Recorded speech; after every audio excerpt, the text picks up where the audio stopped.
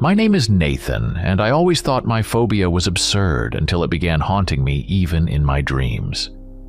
From early childhood, I was terrified of coyotes. I was born in a suburb of San Diego where these creatures would occasionally appear on the outskirts and steal food from garbage cans. Not that I had any particularly bad experience with them. Most kids from the neighboring houses were not afraid of coyotes, but rather curious. Yet one memory was enough to cement this fear for life. I was about 9 years old when I came face to face with them. My parents and I lived in a modest 2-story house near a small strip of woods where the traces of wildlife were unmistakable.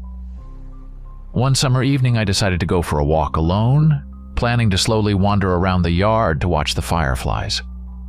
With my parents busy with household chores, I figured I'd just get some fresh air by the back porch.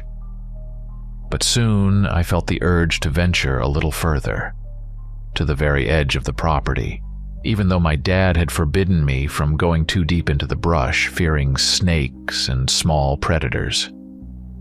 When I had moved a few dozen yards away, carefully restraining my curiosity from delving into the darkness, a silhouette suddenly appeared before me. At first, I thought it was the neighbor's large dog, but in the moonlight I could make out an elongated snout, sharp ears, and a wary squint that instantly shattered my naive confidence. It was a coyote, and it looked anything but friendly. Its fur bristled slightly along the withers, as if the creature were preparing to attack. In the next moment, more figures emerged from the bushes, and the entire pack began to approach. They encircled me in a semicircle, watching my every move. An instant realization struck me. I had intruded on their territory, and they had no intention of welcoming me. I don't remember how I began to scream or where I dashed off to run. My whole body tensed with terror. It felt as though the claws of these predators were already on my back, and their bared maws were reaching for my throat. I ran without looking back, not minding where I was going, just desperate to escape that nightmare. My parents heard my scream, rushed out at the commotion, and managed to fend me off from the pack by waving flashlights and banging sticks loudly. The coyotes retreated, but their howls echoed in the night for a long time. Ever since then, whenever I hear a wild howl or catch a glimpse of a sleek coyote, everything inside me freezes. Over the following years, I learned that these animals rarely pose a threat to people unless provoked. But my fear had taken root too deeply. My friends thought it was funny, saying that there are things far scarier than a vicious pack of mutts. I tried to suppress my inner anxiety because I didn't want to appear cowardly. Besides, I knew very well that I lived in Southern California, where it's hard not to encounter coyotes in vacant lots and on hills. Yet the moment I heard a nighttime howl or even watched a clip on YouTube, a chill would immediately run through me. I tried to shake off that fear, convincing myself of its absurdity, but it lingered, waiting for its moment, hidden deep within my consciousness. My best friend Michael was the complete opposite of me. Calm, balanced, and always planning ahead, we met in college when a biology project on the flora and fauna of the American Southwest brought us together.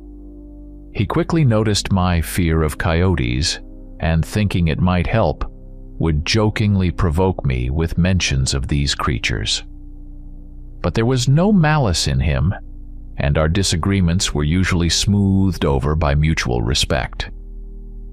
Soon Hannah, Michael's girlfriend and a talented artist who strove to capture the atmosphere of the wild in her paintings, joined our group. She loved going out on plein-air excursions in nearby national parks, sketching landscapes that reflected the unique contrasts of the desert. I, however, rarely joined them, preferring the calm, routine life of the city. After yet another stressful exam session at the university, we decided to relax. We gathered at a bar near the Los Angeles campus to celebrate the end of our exam marathon. The atmosphere was laid back. TVs were broadcasting sports, and the air was filled with the scents of fried wings and beer. I felt a pleasant fatigue and a quiet pride that we had finally been freed from our academic duties.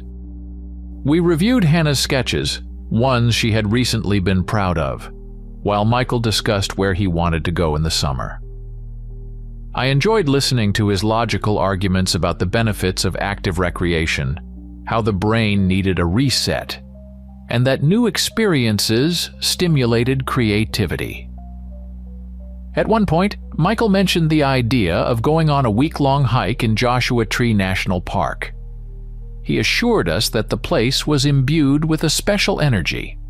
The seemingly ugly yucca trees and chaotically scattered boulders looked somewhat surreal, offering inspiration for both Hannah and me.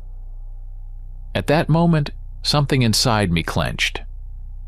Joshua Tree lay in a desert region, and as everyone knows, coyotes were common there. But I didn't want to appear weak, especially with Hannah nearby, whose opinion on my bravery mattered a great deal to me. I pretended that the idea intrigued me, and to my own surprise, I nodded in agreement. We discussed a tentative route while looking at Michael's phone map, where he pointed out spots famous for their unusual rock formations. I noticed that many of the hiking trails there were well-known and well-developed, so we were unlikely to face serious dangers. Yet Michael proposed straying from the popular trails to fully immerse ourselves in the wild. Deep down, a warning bell rang, but I tried to suppress that feeling. That night, as I lay in bed thinking about the upcoming hike, I tried to convince myself that my fear was unfounded. If I stayed with my friends, nothing terrible would happen. After all, coyotes were just animals, and you could defend against them with a campfire and noise. With that resolve, I fell into an anxious yet excited sleep, dreaming of the impending adventure. Shortly after that evening, the three of us enrolled in a brief wilderness survival course. There were plenty of such schools in the city, where experienced instructors taught the basics of handling extreme situations in just a couple of days. Michael signed us up for a group where they taught how to pitch a tent, build a fire in windy weather, and navigate without GPS. I was most interested in the section on safety when encountering predators, be it cougars, snakes, or coyotes. I sat in the front row, trying not to miss a word. The instructor, a solid man with a weathered face and strong arms, explained how to defend oneself in the event of a coyote attack. According to him, the most important thing was to remain calm and under no circumstances provoke the animals with sudden movements. One should use loud noises and expansive gestures to appear more imposing rather than try to run, since you can't outrun a predator. To me, all these instructions sounded like a terrifying fairy tale. It seemed that if I encountered a pack of coyotes, I simply wouldn't be able to maintain my composure. But I decided that the most crucial step was to prepare myself psychologically. My friends tried to support me. Hannah, even though she never voiced it outright, we generally avoided overt jokes or pity, showed that she believed I could overcome this phobia. Michael calmly explained that our route wouldn't be overly challenging. If we followed the instructions, nothing dangerous would happen. He reasoned that since the park was a popular spot, encounters with wild animals, though possible, were rare. We sorted through our hiking backpacks, learning how to distribute weight properly and pack our gear efficiently. I remember the first time I felt a slight thrill at the idea of venturing into a real desert, a place where scorching daytime heat gave way to cold nights. Hannah browsed through catalogs of camping gear, planning which brushes and paints she could bring along to do sketches during the hike. Her enthusiasm infected me with the belief that we could organize all of this without undue risk. Together, we bought a 3-person camping tent, a quality water filter, and a supply of compact canned food. I made it a point to rewatch videos about Joshua Tree, which detailed its unusual rocks, plants, and animals. Many mentioned that coyotes were encountered there fairly often, though they usually kept their distance from people. I convinced myself that a couple of nights by the campfire and the noise of the camp would scare off even the most curious pack. When the courses ended, I was handed a small certificate confirming that I knew the basics of survival. Physically, I felt confident. After all, I walked around the city quite a bit and spent ample time at the gym. Yet the psychological part, this deep-seated fear, remained with me. I tried to convince myself that proper preparation would help me overcome any terror, even though something inside whispered that coyotes were merely the tip of the iceberg of my fears. I chose to ignore that unsettling inner echo, determined to stick to my plan. We set out early in the morning for the drive from Los Angeles to Joshua Tree National Park. I sat in the back seat of Michael's car, trying to distract myself from thoughts of predatory beasts. Outside, highways, sparse gas stations, and endless landscapes passed by, where earthy tones dominated instead of lush greenery. The closer we got to the park, the fewer other cars we saw. I noticed that probably few tourists would venture there at this time of year. The heat was expected to be unbearable. Yet Michael assured us that the nights would be comfortable in their own way, and during the day, we could take refuge in the shade of large boulders. Hannah, pressed against the window, eagerly anticipated witnessing those otherworldly landscapes she had only ever seen in photographs. When we finally entered the park, I was struck by the silence. Usually in such places, one hears the sound of the wind, the chatter of tourists, and picnickers enjoying their meals.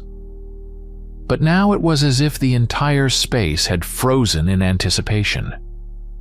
I longed to roll down the window and experience it for myself, yet I left it up, wary of the heat and trying to keep the car cool. Michael took a small, unpaved branching road that led us deep into the park, away from the frequented areas. Somewhere in the distance behind rock outcroppings, I could vaguely make out the silhouettes of spiral-shaped yucca trees, their twisted forms giving the surroundings an almost surreal appearance. We stopped at a spot marked on the map as an unpopular parking area for solitude seekers. Towering boulders, light brown from the scorching sun, surrounded us. I immediately felt how hot and dry it was here. One breath, and it seemed as if my lungs were pleading for moisture. While we unloaded our backpacks, I scanned the area for any signs of life.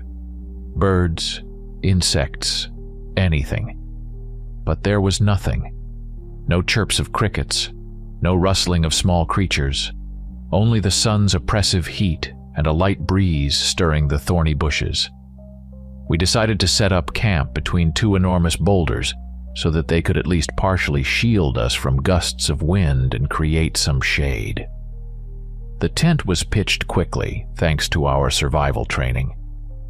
On one side stretched creosote bushes and a few ragged shrubs, and on the other odd-looking yucca trees were scattered as if someone's imagination had come to life. There were no cars around, no people with booming speakers. This filled me with an unsettling thrill. The place felt too deserted and silent. I suggested we go fetch some kindling for the campfire so we wouldn't have to search for wood in the dark later. Michael and Hannah began inspecting the nearby rock outcroppings, hoping to find a good spot for clean air painting. I slowly walked along a narrow path, trying to recall everything I had been taught. Be careful. Watch your step. Listen to the sounds around you. Yet, paradoxically, the silence was so complete that it began to feel as if it were a sinister omen, warning me of danger. As I advanced along the trail, I tried to keep in mind all the survival theories, how to behave if you suddenly encounter a predator. In the dry bushes, I found withered branches, which I carefully gathered in my backpack, knowing that genuine logs were impossible to find here, only rotten remnants of shrubs. The sun beat down relentlessly, and I felt sweat trickling down my back while my heartbeat quickened. Perhaps it was just excitement or an echo of my fear of coyotes. I walked for another 10 minutes, and in the distance, bizarre rock formations came into view. There was still not a soul around. Suddenly, I was struck by the feeling that I was being watched. I involuntarily stopped and looked up at the hills, strewn with jagged boulders. There, on one of the outcroppings, I saw the silhouettes of several coyotes. Their tails swayed slowly, and their ears stood alert. They were so still, like statues. My heart nearly jumped out of my chest. I thought there was nothing unusual. This was a desert, a national park, and naturally, coyotes might be hunting here. Yet the way they looked at me was unnerving. In their gaze, there was neither curiosity nor fear of humans, only a cold, appraising stare.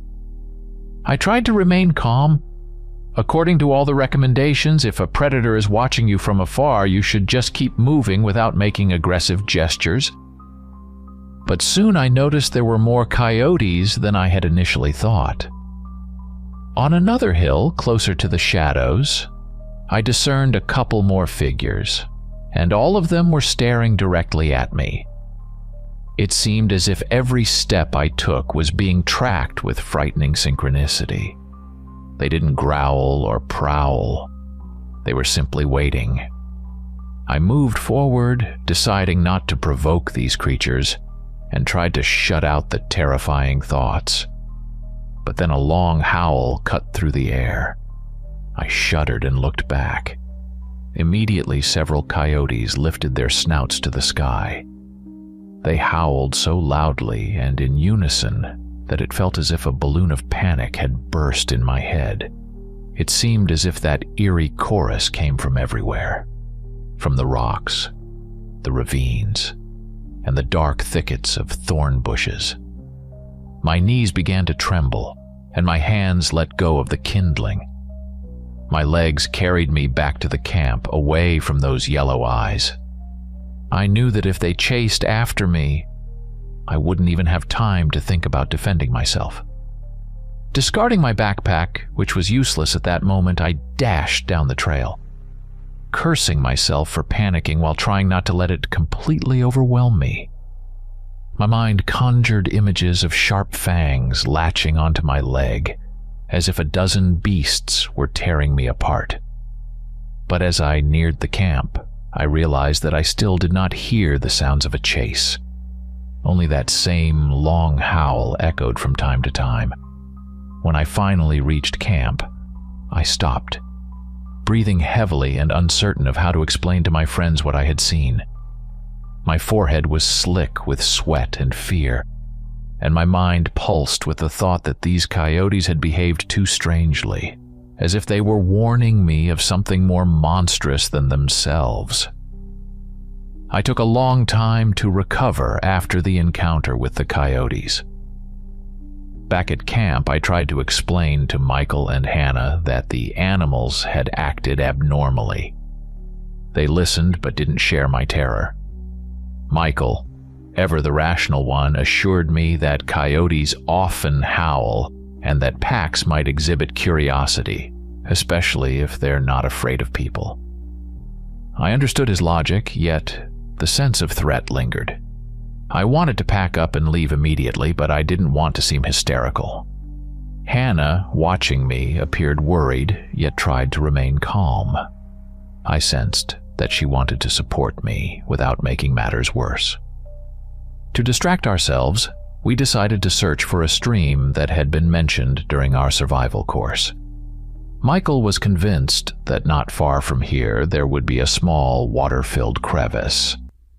We grabbed our fishing rods and some bait, though in such an arid place, there might be very few fish.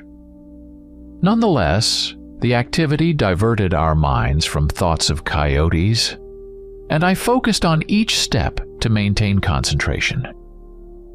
We walked along a rocky, dry riverbed, where the sun was gradually setting, and the air was growing cooler. Behind the impassable boulders, I occasionally noticed some movement, as if someone were following us. But whenever I stopped and listened, everything fell silent. I knew it might be a trick of my imagination, fueled by fear, but an inner voice insisted that someone was among those rocks. Michael periodically stopped, wiping sweat from his brow, examining the stones for a dark, moist streak that signified water. Finally, we discovered a small stream, more like a puddle, but enough for us to try our luck with fishing.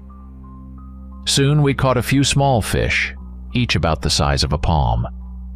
Hannah suggested we bring them back to camp and cook them over the fire, so we packed up our catch and headed back. I felt a bit better. The activity occupied my mind, and the fear receded into the background. Yet in the air hung a sense of some unseen presence.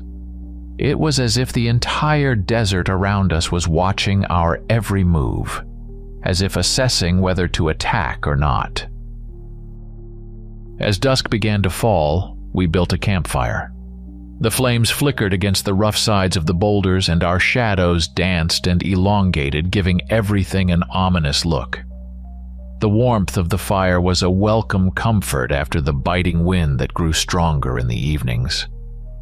We ate a simple meal with hearty appetite, deliberately avoiding any discussion of our anxious thoughts or the coyote's strange behavior. Deep inside, I hoped that the night would pass peacefully, and that in the morning we could decide whether to leave or continue our stay. But soon, soft footsteps and rustling sounds emerged in the silence. I suddenly turned and saw Hannah watching the edge of the camp, where something was moving among the thorny bushes. She touched my shoulder, as if to let me know that she too was noticing the strange movements. Then we both heard a low, throaty growl, a sound that didn't seem like that of an ordinary coyote. We froze by the campfire, listening to the murmur of the desert's dark breath, and I couldn't help but think that at that moment my old fear of coyotes might have been just the beginning of something far more terrifying. The campfire blazed against the dark sky, and our eyes anxiously scanned the darkness.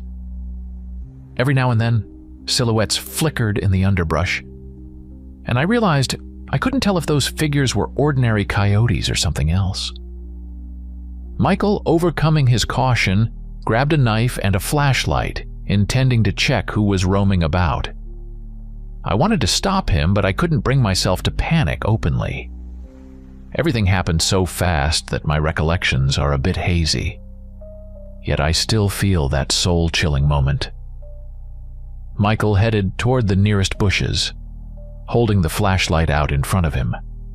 Suddenly, a choked cry rang out, a painful fragment of sound that shattered the silence. Hannah and I leaped up and raced toward the flickering pale beam of light. In that trembling light, we saw something that nearly stopped my heart. A creature that looked neither human nor wolf, but a horrifying amalgamation of both. Its body loomed over Michael. I noticed its broad back, muscular limbs, and a luxuriant dark coat. But the worst was its head, elongated and wolf-like with burning yellow eyes. It was holding Michael with its long, clawed arms as if he were a plaything, and he emitted a deathly gurgle, unable to break free. My mind refused to believe what was happening. It felt like a bad dream, a hallucination spawned from my fear of coyotes. But it was all real. I smelled the stench of a dead animal, a ghastly mixture of animal pheromones and sweat. Hannah stood nearby as if paralyzed, her breathing ragged and on the verge of collapse. The creature, which I mentally dubbed Dogman, emitted a low growl, almost resembling a human moan, and with a powerful swipe of its claws, it finally overpowered Michael. That sight knocked the ground from beneath me. I couldn't scream or run to help. The natural human instinct to save those we love suddenly receded, overwhelmed by an all-consuming terror. I stood frozen, mouth agape, as the dull, heavy blows of the Dogman echoed in the night, shattering the silence in the most barbaric way. When the creature with the wolf's head turned toward us, I felt adrenaline coursing through my veins. It scrutinized us as if deciding whether to pursue its next victim. I was filled with acute guilt for having allowed this monster to overpower Michael, yet I knew that rushing toward it would mean my own death. Hannah, trembling, stepped back. In the next moment, the Dogman released Michael's corpse, as if it were tired of the struggle, and stepped forward. Its eyes literally radiated a primordial fury. I smelled raw blood and heard the thunderous beating of my own heart. In what seemed like slow motion, I reached out to Hannah, signaling that we needed to run. It felt as if the last thread of common sense in my soul had snapped. If we didn't run now, the same terrifying fate awaited us. Gasping for breath in terror, Hannah and I dashed away from the blaze, leaving the tent and all our gear behind. Our legs slipped on the sand and stones pounded painfully against our feet, but I felt nothing except a frantic resolve to survive. I could hear howling or maybe growling behind me, though it was hard to tell exactly what sound that monster was making. Everything around us blurred into a chaotic flow of shadows, rocks, and prickly bushes. I had no clear plan, nor could I recall the exact direction where the car was parked. Survival lessons whirled through my mind. Navigate by the stars, by the landmarks of the terrain. Yet in all the chaos, I could barely take in anything. The priority was simply not to slow down. Hannah ran ahead, her slender figure flashing by, and I did my best not to lose sight of her. We managed to overcome a rocky ledge, nearly careening down a slope of loose rubble. At the bottom, we discovered a small path, and I felt a tiny spark of hope. After all, many routes in the park eventually lead to the dirt roads. Behind us, an animalistic howl echoed again, this time much closer. Suddenly, a vivid image of a coyote pack chasing its prey flashed through my mind. But the Dogman was clearly far more dangerous and powerful. His footsteps were heavier, and his speed was downright frightening. A couple of times we had to glance back, and each time I caught a fleeting glimpse of a dark silhouette moving swiftly, almost merging with the night. It was as if he were toying with us, letting us get a little ahead only to trap us when we tired or took a wrong turn. Yet our fear also fueled our determination. We pushed ourselves to the limit, refusing to let panic paralyze our legs. At last, we came upon some fissures marked by the distinctive shapes of boulders, and I vaguely remembered that the car should be further ahead, past two large rocks that looked like stacked slabs. I could hear Hannah's heavy breathing and knew she was on the brink of exhaustion. I felt as though my lungs might burst from my chest and my heart would shoot straight into my throat. But the thought of Michael's fate spurred us onward, forcing us not to look back. Suddenly, a shadow darted out from behind another heap of rocks, and we froze, expecting an imminent strike. Instead, the creature flashed by to the side and vanished into the darkness. It almost seemed as if it were playing with us, like a cat toying with a mouse, preventing us from reaching the car. I suddenly grabbed Hannah's hand, and in one powerful burst, we sprinted full tilt toward the direction where, by our reckoning, the car should be. When we burst onto a level patch of ground, I caught sight of the faint gleam of headlights that we had left on. We raced toward the car doors, and at the very last moment, heard a gut-wrenching growl behind us. I thought I wouldn't manage to open the door in time, but miraculously our hands worked fast. Once inside, I floored the gas pedal so hard that the wheels spun in the sand before the car tore forward. In the rearview mirror, I caught a glimpse of a tall shadow with blazing eyes, frighteningly close yet still trailing us in the darkness.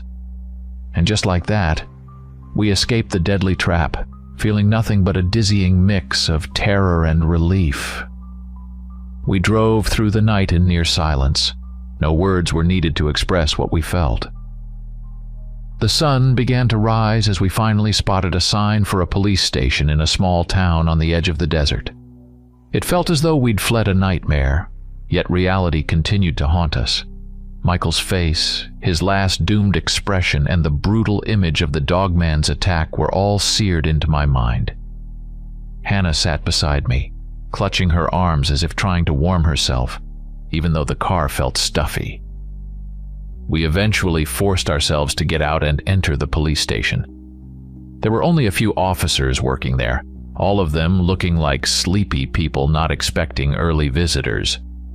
We tried to explain what had happened, that in Joshua Tree National Park, a beastly monster had attacked us and killed Michael.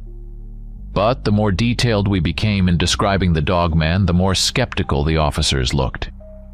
They understood we'd experienced something horrible, but the human mind is reluctant to accept accounts of wolf-like creatures. They grilled us carefully, asking if Michael had any mental issues or if we'd taken any banned substances. When we solemnly insisted that this was a real creature, the officers simply shook their heads. Then one of them, glancing out the window, mumbled something about cougars and bears, an attack by a wild animal, or even the possibility of a criminal assault disguised as an accident.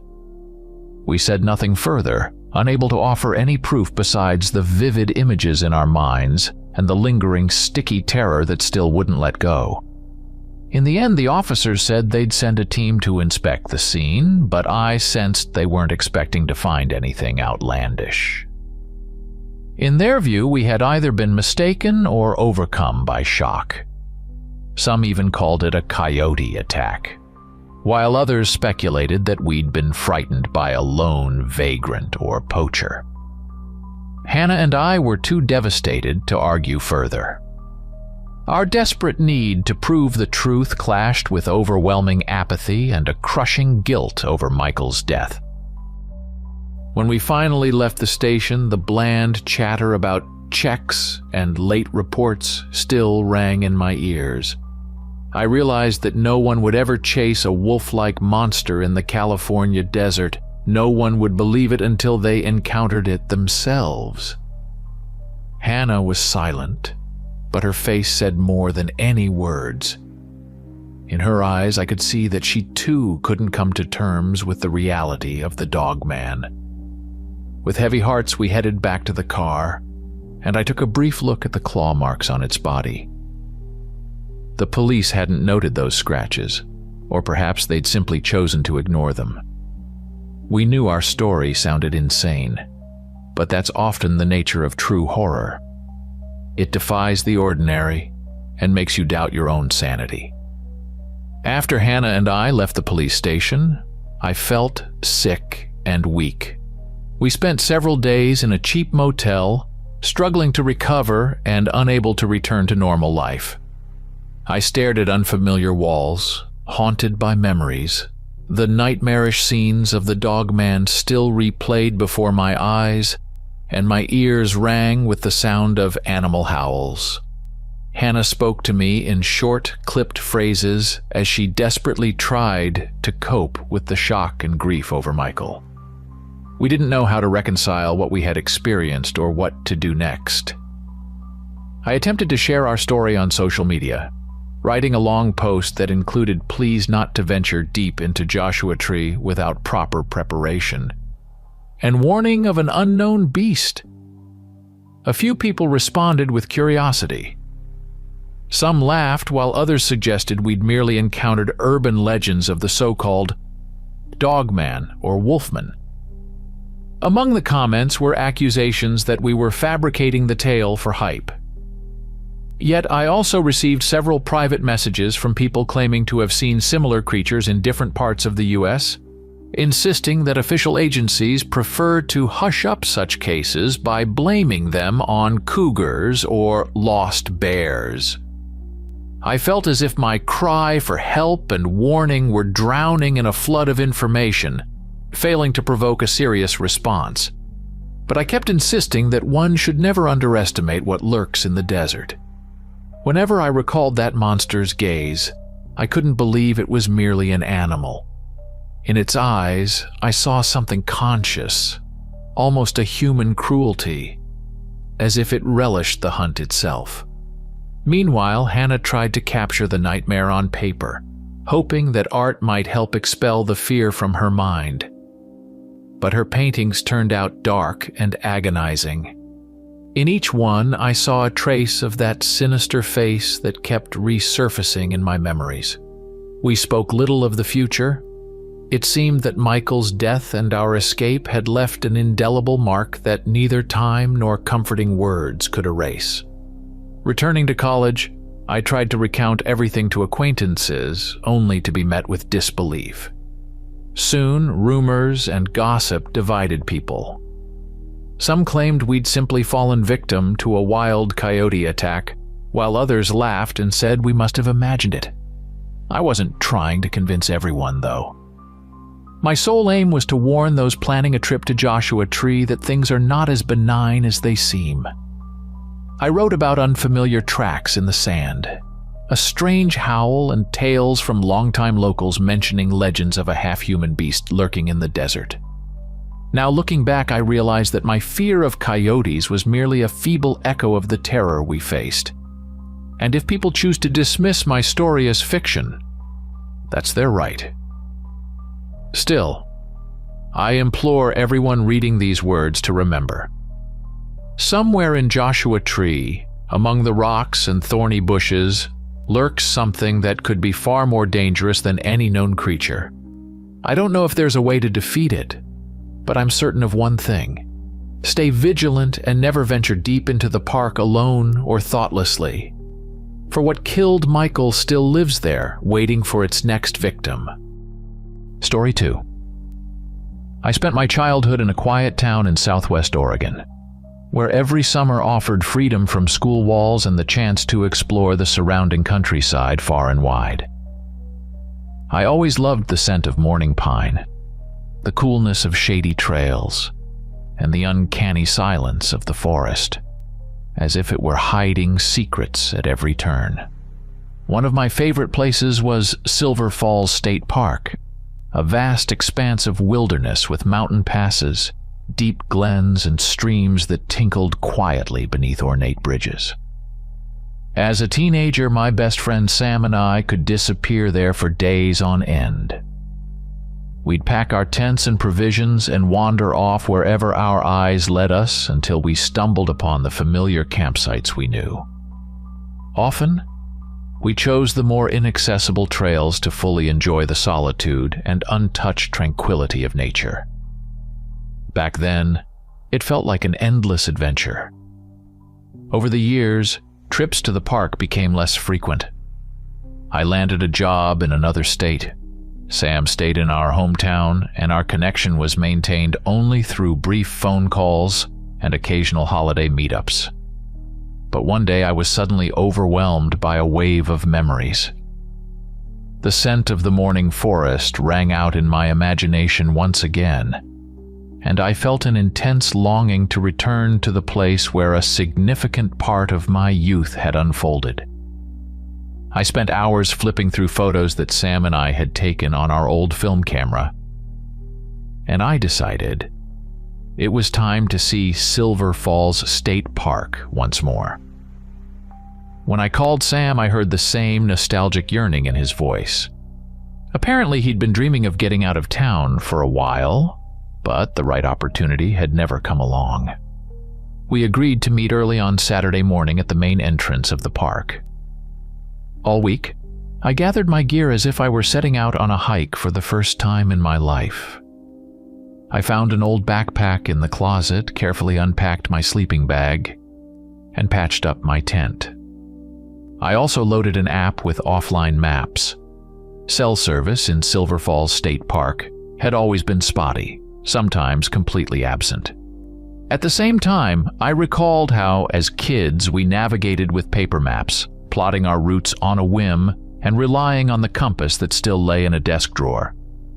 As the appointed day drew near, I felt a growing, pleasant excitement. No anxiety or doubts, just the joyful anticipation of returning to those forest walks that once shaped my worldview. I looked forward to meeting Sam and even planned to spend at least one night in a tent to recapture that youthful spirit of adventure. I even prepared a small gas stove and a supply of light food, imagining an evening by the campfire as we reminisced about our old antics. Like the time we got lost along a dry riverbed and wandered until dawn, or when we gathered a scattering of stones at the foot of a waterfall, convinced we'd found treasure. The night before the trip, I hardly slept. I replayed every possible scenario of our small adventure in my mind, recalling every nook and cranny of the park's trails. I was excited by the thought that everything might have changed over the years. But that only fueled my curiosity. At dawn on Saturday, I left the city, leaving behind the noise of the highway, eager to see the familiar mountain silhouettes draped in ancient pines. I arrived at the main entrance right on time. The parking lot was nearly empty. Only a couple of cars, probably belonging to park rangers or the few other tourists. I expected to see Sam's familiar silver car, but it wasn't there. A chill of doubt ran down my spine. Sam had always been punctual. I quickly checked my phone. There was no signal. I even walked around, hoping to catch some connection, but not a single bar appeared. At first, I assumed that Sam might be delayed due to traffic or some unexpected errand. I sat on a bench near the main trail entrance and began wondering if I'd mixed up the date or time, but everything matched up. The sky was bathed in soft morning light, though the fog hadn't fully lifted from the treetops. I left my phone in the car, knowing it would be useless. Neither calling nor receiving a signal was possible. About half an hour passed, and still Sam hadn't shown up. I got up to stretch my legs and shake off the mounting anxiety. The forest was calling, so I decided to walk along the beginning of the trail, thinking maybe Sam had already arrived at a different turn. Perhaps we had simply misjudged the meeting point. The park felt gloomier than I remembered. Even the entrance sign, its paint peeling slightly from years of neglect, added to the sense of desolation. As I stepped onto the trail, I felt the cool air wrap around my ankles, even though the morning was warm. I walked several dozen steps into the forest. The pines and firs stretched high above, creating a dim canopy with their dense branches. The forest enveloped me, yet it no longer offered the comforting embrace it once did. It seemed as though the trees themselves leaned in, listening to my every step. I heard hardly any birds, almost as if they had all flown away. Only occasionally did a dry twig snap somewhere in the distance. As I pressed on, I noticed that the trail had grown more overgrown than I expected. Shrubs pressed tightly against the narrow path, and tree roots jutted out so much that I had to step carefully over them. 15 years ago, Sam and I knew every secluded turn here, but now everything looked different, as if the park had slipped into oblivion and taken on a new face. I eventually reached a small creek where we used to stop and refill our water. It had diminished somewhat, its banks now overgrown with moss and creeping plants. My thoughts turned back to Sam. Where could he be? Perhaps he had approached from a different entrance. I checked my watch. It had been nearly 40 minutes since our agreed meeting time. Deciding not to venture further, I turned back. But then I heard a soft rustle behind me. I turned, thinking it might be Sam. And suddenly I saw the silhouette of a familiar build as if emerging out of nowhere. I shuddered. There he was, indeed Sam, but with a tense, fixed smile on his face. He nodded silently, as if beckoning me to follow. Goosebumps ran down my skin. I was unnerved by how silently he had appeared, and the strange expression in his eyes, all without uttering a single word. I felt my heart clench in sudden terror. Sam stood too close, as if he had deliberately shortened the distance to catch me off guard. His smile was oddly frozen, the corners of his lips unnaturally raised, making his entire face appear tense and alien. There were no familiar warm sparks in his eyes, and that sent a chill through me. I instinctively stepped back, accidentally brushing a dry branch with my backpack. I tried to steady my nerves, reminding myself that Sam had always been a calm, friendly person who never made sudden movements. But here, everything seemed different. It struck me how unnaturally he moved. He bent his knees far too sharply, as if imitating a human gait. Still, I didn't want to jump to the conclusion that something was wrong with my friend. The very idea that this wasn't the real Sam was too absurd. In an attempt to rationalize his behavior, I wondered if maybe he was cold or had some health issues. Another thought occurred. We normally exchanged a few words when we met, even if we weren't in the mood for a long chat. But now he said nothing. He merely nodded and motioned for me to follow him deeper into the park. I felt a strange tremor, but I pushed aside the initial wave of fear, deciding that everything would become clear once we found a suitable place to stop. We walked along a side path that led to what used to be a lookout point. There had once been a small wooden gazebo there that offered a view of the mountain valley.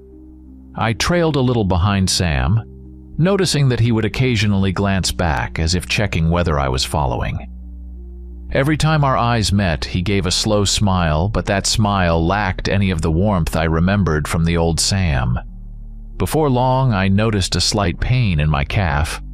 I had pulled a muscle at home and figured it would soon pass in the woods, but with each step, the unpleasant twinge intensified. I asked Sam to stop so I could adjust the bandage on my leg.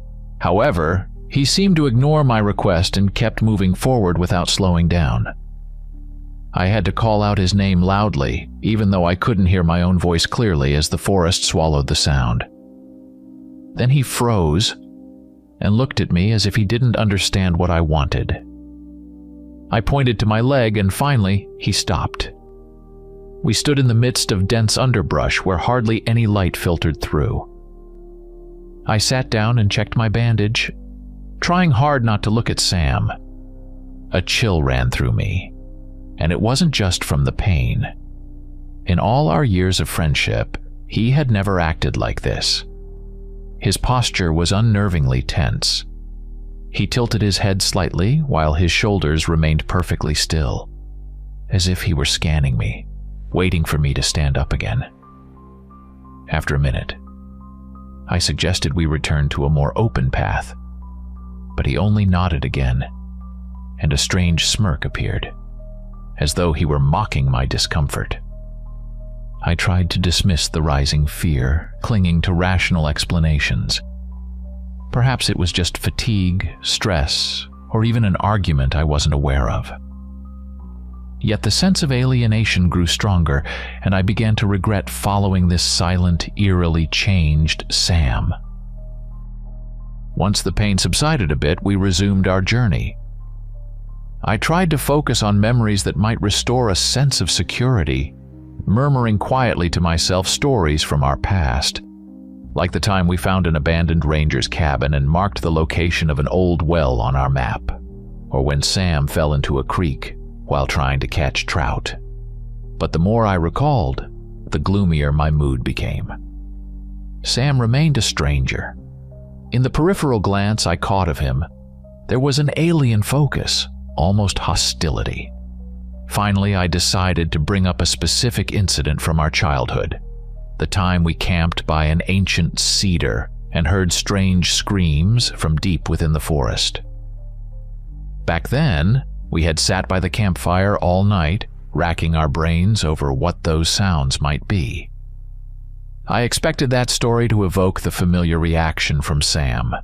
Instead, he seemed to remember none of the details we had both experienced that night. Moreover, he suddenly mentioned events that he could not possibly have witnessed himself. He spoke of hikes with my uncle, even though Sam had never joined us on those trips. My uncle had only come once, and I had gone into the woods without him. That discrepancy completely unsettled me. I felt anxiety growing in my chest, and my mind whispered frightening theories. Still, I tried to shake off the thought that this wasn't really my friend. My rational mind clung to any reasonable explanation. Perhaps Sam had suffered a head injury and was mixing up his memories, or maybe he was just trying to play a prank on me, testing my reaction. We made a brief stop by an old pine that once offered a view of the western valley. Sam's gaze swept over the surroundings, indifferent, almost empty. A sharp premonition of danger surged within me, as if I were standing next to a predator.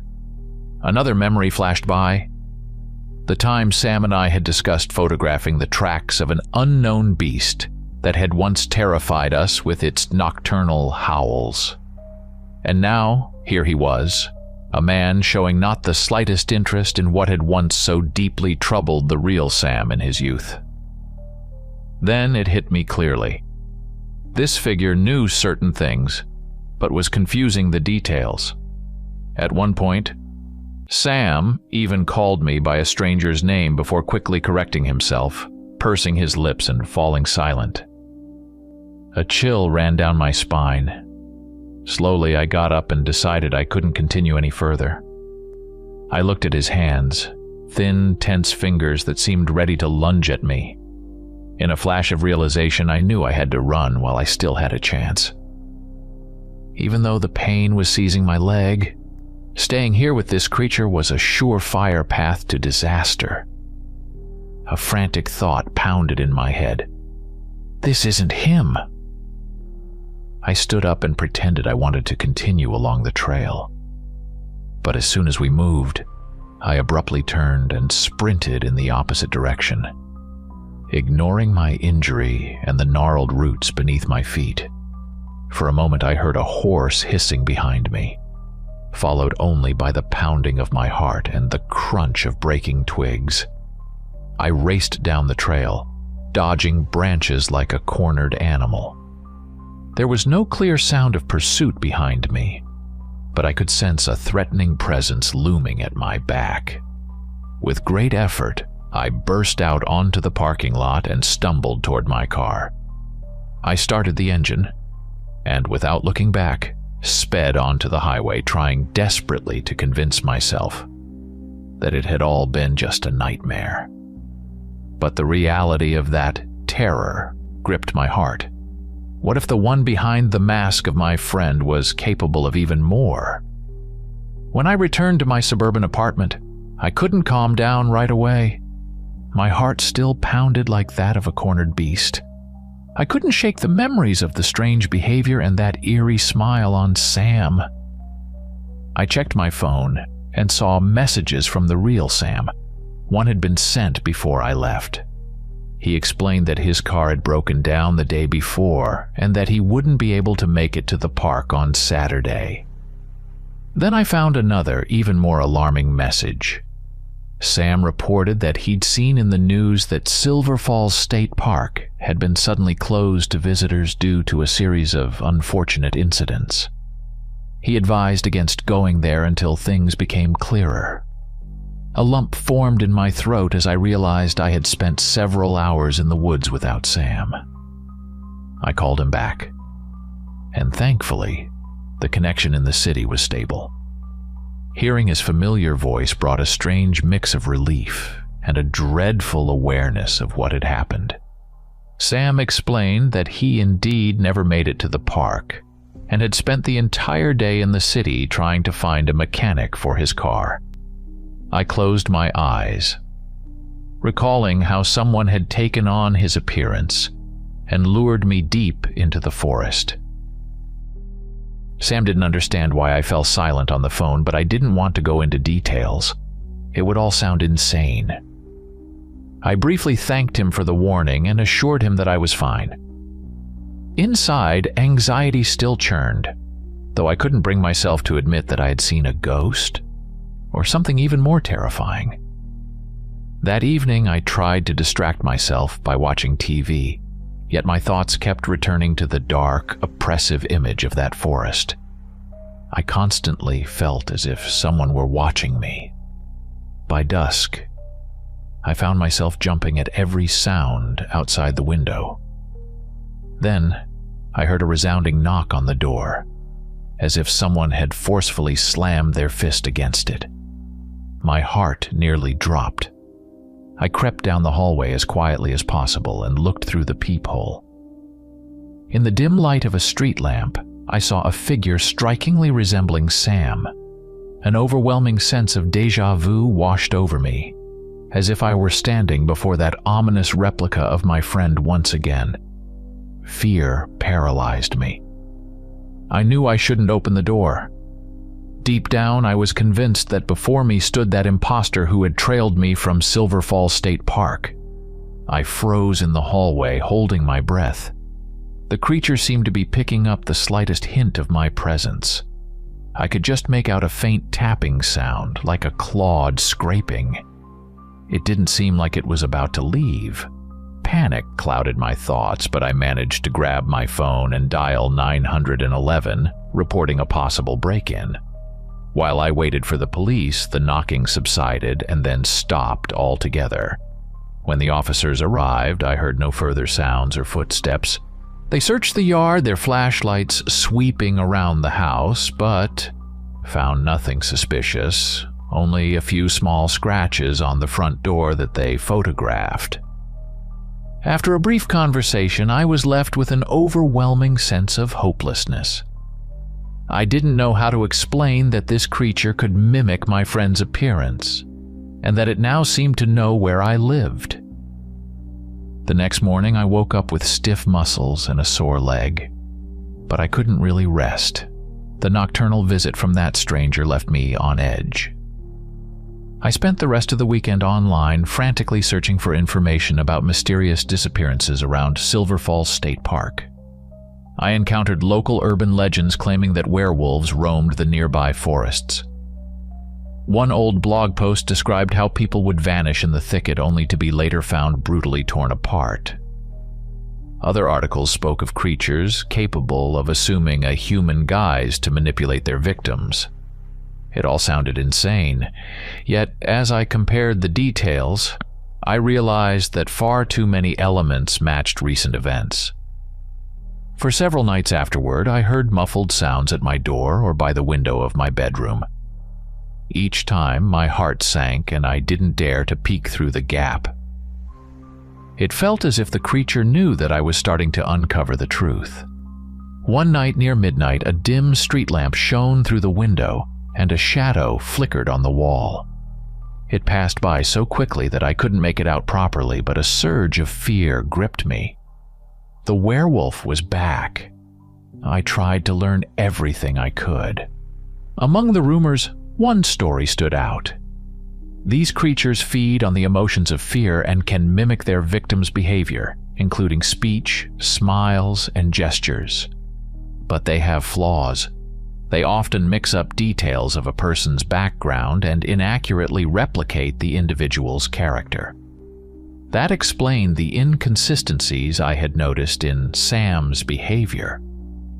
Several times, Sam called to ask if I was all right. I tersely replied that I was dealing with some home security issues, careful not to divulge too much for fear of sounding insane. In the evenings, I checked the windows and doors several times, feeling my paranoia build. It was as if an unseen hunter had trapped me, letting me know that it was close by and could return at any moment. And the police couldn't help.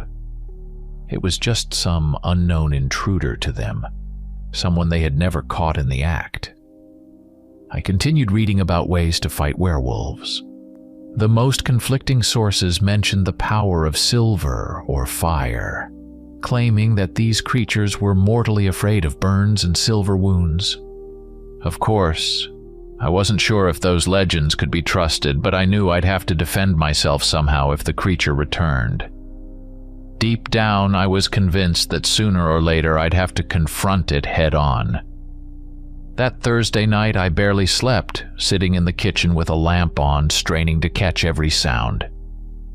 At hand was an old hunting knife passed down from my grandfather. Nearby, in a drawer, I kept several makeshift concoctions, a flammable mixture of lighter fluid and dense fabric. I wanted to believe I could fend off the werewolf if it tried to break in. Fear and exhaustion turned every minute of waiting into torture, but the creature didn't appear, and by morning I was utterly spent. Yet the next night, just as I was nearly dozing in my room, it happened again. A cracking sound came from outside. I sprang up and pressed myself against the wall, trying to pinpoint the direction of the noise. Then came that heavy knock on the door, now accompanied by a short growl, as if the creature was struggling to hide its animal nature. With my heart pounding, I fumbled for my knife, approached the door, and looked through the peephole. There, under the dim glow of a street lamp, stood something that only vaguely resembled Sam. Its face was distorted, the features either stretched or tensed in a way that made them seem utterly alien. The corners of its eyes were raised, and the eyes themselves glimmered with a golden hue. I knew that endless hiding wouldn't help. This creature could stalk me until it drove me mad. Summoning the last of my courage, I unlocked the door, flung it open abruptly, and leaped back with the knife at the ready. The creature lunged forward. Its movements were abrupt and unnaturally fast for a human. I managed to hurl a makeshift bottle filled with the flammable mixture at it. The bottle shattered against the threshold and flames burst forth. Smoke and heat filled the foyer. The creature roared, its fur bristling, and I caught a glimpse of its features finally transforming into something almost wolf-like. Long claws emerged, and the skin around its mouth became ragged with coarse fur. The sudden burst of fire momentarily frightened it. The creature darted to the side, avoiding the flames, but in the narrow doorway it was trapped, unable to escape without suffering burns. I saw large droplets of smoldering liquid fall onto its shoulder. Howling, it retreated into the darkness of the yard. The acrid smoke filled the corridor, leaving me with a cough stuck in my throat. I knew I hadn't killed it, but I had inflicted significant damage. It screamed on the back lawn so loudly that my ears rang, and then silence. I ran outside to check for any fires. The street was empty. Only the street lights illuminated my broken bottles scattered near the entrance. There were no traces of blood, no body lying around. Only the assumption that the creature had fled back into the night. Neighbors peered out of their windows, then quickly retreated, apparently convinced that some strange scuffle had taken place. Several days have passed since then, yet I remain on edge, barely able to ignore the nighttime rustlings outside my windows. Perhaps my resolve to cast aside fear and fight back forced the werewolf to retreat, or maybe it's lying in wait, ready to return when I'm most vulnerable. I want to believe that this ordeal is over, that the creature has been burned and won't return.